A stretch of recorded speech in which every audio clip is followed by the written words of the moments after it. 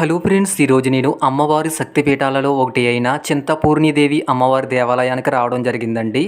చింతపూర్ణి అంటే చింతలను, కష్టాలను, బాధలను, భయాలను పూర్తిగా తుడిచిపెట్టి కోరిన కోరికలు తీర్చే చల్లని తల్లి అనే అర్థం. ఇక్కడ అమ్మవారు విగ్రహ రూపంలో కాకుండా ఒక పవిత్రమైన పిండి రాయి రూపంలో అమ్మవారు మనకు దర్శనమిస్తుందండి.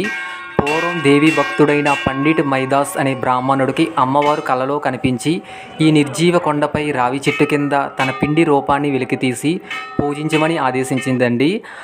అప్పుడు ఆయన ఈ కొండపైన చిన్న మందిరాన్ని నిర్మించాడు.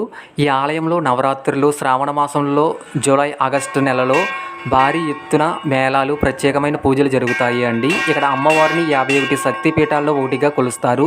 సతీదేవి శరీర భాగాలు పడిన 51 శక్తిపీఠాలలో చింతపూర్ణిదేవి ఆలయం ఒకటే అండి.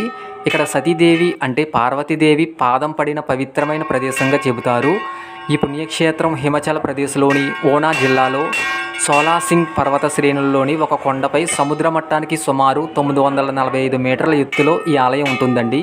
ఇది పంజాబ్ సరిహద్దుకు సమీపంలో హోషియాపూర్ ధర్మశాల జాతీయ రహదారికి దగ్గరలో ఉంటుందండి. ఫ్రెండ్స్, మీరు నా వీడియోని లైక్ చేసి, కామెంట్ చేసి, సబ్స్క్రైబ్ చేసి నాకు సపోర్ట్ చేయండి ఫ్రెండ్స్. ప్లీజ్ సబ్స్క్రైబ్ మన YouTube channel RR Godavari Telugu.